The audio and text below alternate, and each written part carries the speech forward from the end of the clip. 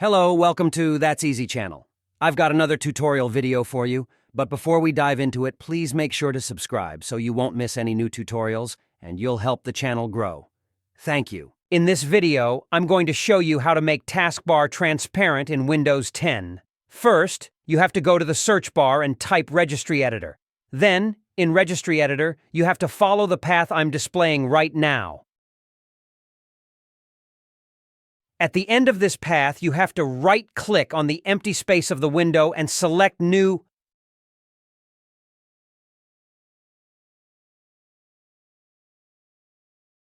Then you gotta choose D-Word 32-bit value.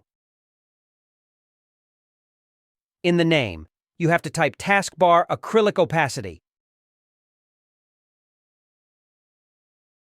Now double-click on it and make sure that value data is 0. Now, leave the Registry Editor and go to Task Manager.